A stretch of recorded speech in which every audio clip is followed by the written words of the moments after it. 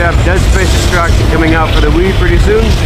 Dead Space is pretty much like a on-the-rails shooter style of game.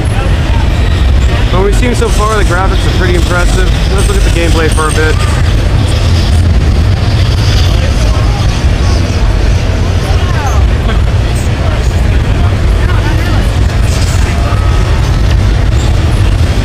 So it goes pitch black, you can slide in the area like that. You got some two blur elements going on in here. Obviously the game, it continues the very dark, very gritty look, as much like most survival horrors. I'm assuming you still have to shoot off the limbs to actually do much damage. If you have any questions, just let me know. Sure. In fact, if you want to just help me out, show me what you're doing. Okay, so this is Dead Space Extraction. It's the official prequel to Dead Space, which came out last year for the Xbox and the PS3. It's built from the ground up for the Wii, with all new levels, characters, weapons, and enemies. Alright. It has all the same features from the original game, so we have strategic dismemberment, stasis, which is the ability to stop these guys in time, telekinesis, which lets me grab objects in the world, like that power up there. And last but not least, every weapon features an alt-fire mode, which can be activated simply by twisting the remote to the side. Twisting the remote to the side will be alternate? Yeah. Alright. The story takes place 3 weeks before the original Dead Space. Okay. Who are we playing as? Are these survivors before Isaac shows up? Exactly. Alright. So you play as a group of heroes that escapes the planet's surface, Aegis 7, which is the planet on the original Dead Space.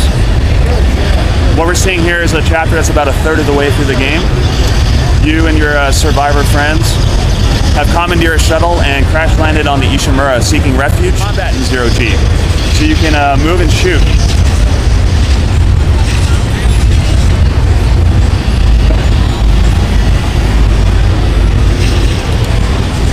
So what type of weapons are we seeing? Are we going to see the same type of weapons as we saw in Dead Space? Absolutely. So right now we don't have any additional weapons selected. Okay. Because they haven't been picked up.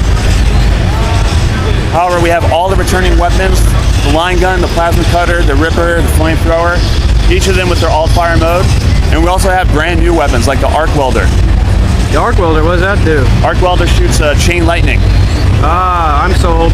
Yeah, short range, but if you have a group of enemies that are kind of grouped up in front of you, you can use the arc welder to stun them.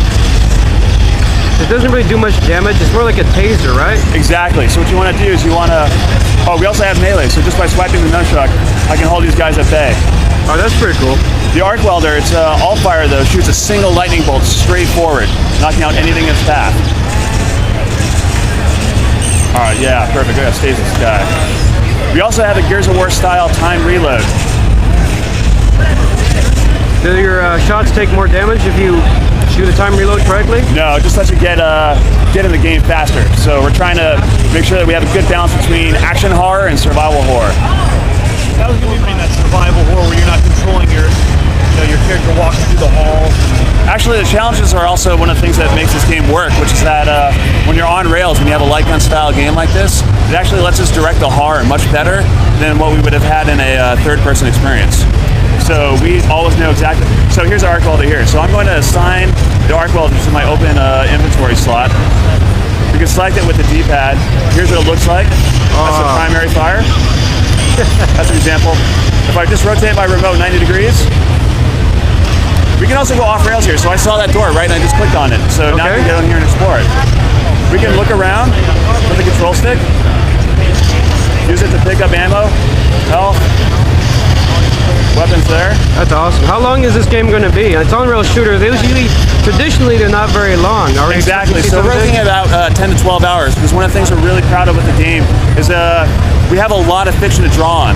So there's a Dead Space game, there's the animated movie, there's the comics, and we use all those as a source of inspiration. And what we're really proud of is the fact that we have a pretty complex and interesting story. What's actually impressive is that it goes 10 to 12 hours. It's obviously not House of the Dead. No. Those are great games, but they're kind of focused on... It's a very arcadey shooter, and it's only meant to, be in an arcade. So it's like a, whoa, what's going on here? Got grabbed by Necromorph. That's never a good thing. So I'm going to clear these guys out. But to reiterate, I am pretty happy to hear that it's actually going to be a lengthy game, so it should be worth the money then. Oh, absolutely. There's also additional challenge modes that you can unlock and some additional bonus content. So at any time, player 2 can get in the game. It's drop in, drop out. So if your buddy comes over, all I have to do is press plus on the second controller and he's in the game. The game automatically adjusts the difficulty. Scrounging for weapons, is it kind of first come, first serve?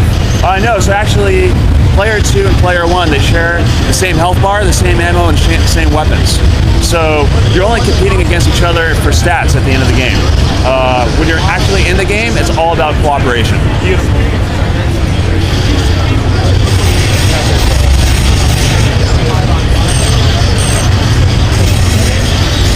And one of the things that we're really proud of, and the reason we made the game, Dead Space is all about strategic dismemberment, and on the Wii, you have a level of precision and control that you just can't have on any other platform. I heard that.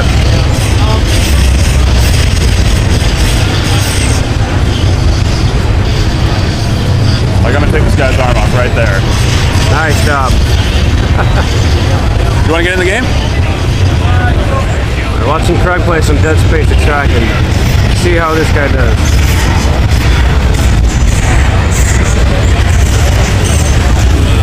Alright, the blue